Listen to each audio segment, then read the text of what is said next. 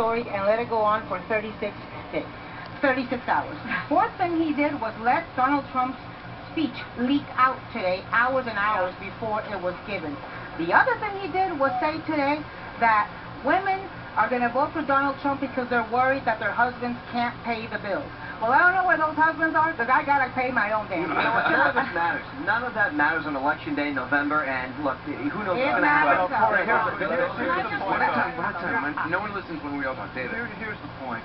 These things are symptomatic. You guys ran an extraordinary campaign in the primary, and it was very much built around Donald Trump, his persona, his instincts.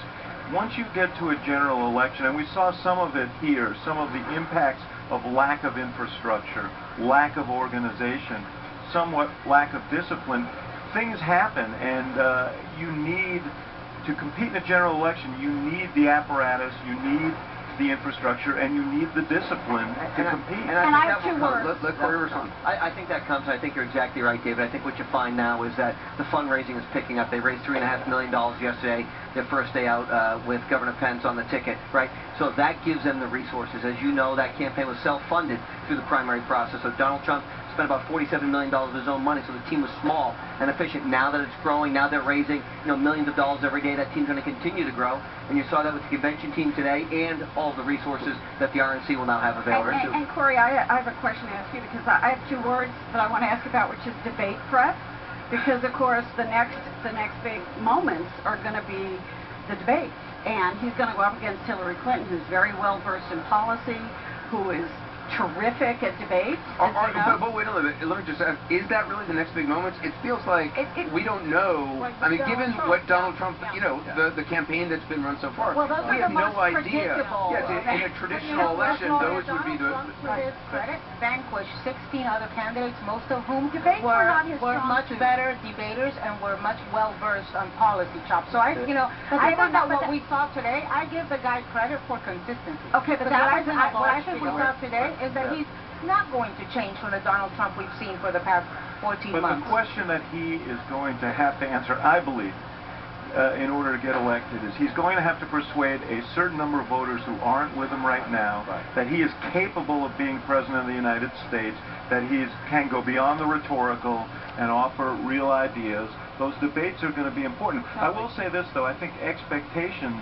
may work in his favor, because I think people are assuming that he can't perform on the same stage with Hillary Clinton, and that puts him in a better position. The debates are not going to save Hillary Clinton.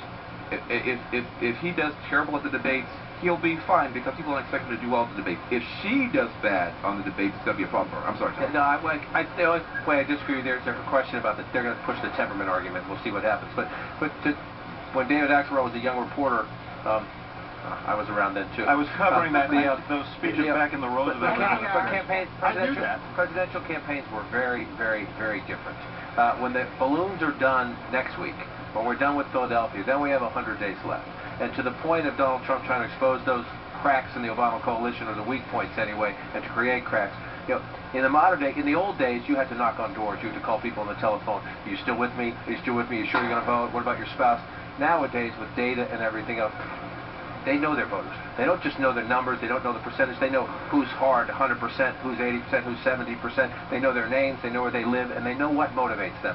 And so what the Clinton campaign will do after this is go back through their file. Did he move African Americans in Ferguson, Missouri? Did he move Latinos in Miami-Dade County? Did he do anything? And so that the infrastructure, implementation, and management of the campaign, where we got to see some mistakes here this week, that's important for Trump going forward. We've got to take a quick break. Coming up, Americans who watched Donald Trump's speech weigh in. Did they like what they heard? Our instant poll results ahead.